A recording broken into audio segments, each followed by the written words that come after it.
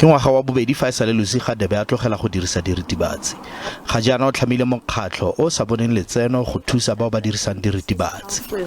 Morago ga go dirisa diritibatsi makgetlho a le mabedi, ga Debe o ne a bona fa lenaane la tlhokomelo ya morago ga go tswa mo diritibatsing le botlhokwa. Go dirisa diritibatsi ga gagwe go simolotse ka melemo e a neng a e neetswe go tswa kwa lefelong la kalafi pele ga gore a simolole go dirisa diritibatsi tse di maatla jaaka crystal meth le tse dingwe. Ne ke tsuba dithethefatsi, ne ke tsuba crystal meth, ke tsuba kete, ke tsuba matekwane, ke nwa le jwala. Ke kadile ke le monyane o bontsha these behavior changes from sekolong. Le fa bangwe ba falotse tshotlakako ya tiriso ya diritibatsi, bangwe ba sentse ba lopa thuso.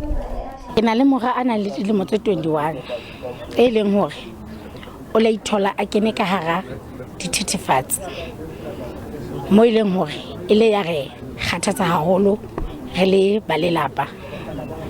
Ke mo kopela thuso hobane le yena o kopa thuso.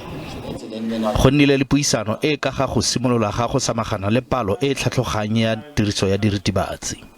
You loiter at home and you have nothing to do, you feel that there's no hope for you, people tend to revert to using drugs.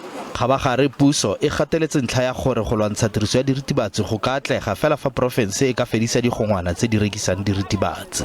The Constitutional Court have ruled that using drugs for personal use is not a crime. These are only when we see that people are trading. Le fa go le jalo lefapha la province la tlhabollo loago la re go tlile go nna le metswedi e mentsi ya batho ba ba tsamaisang diritibatsi fa ba sa thibelwe.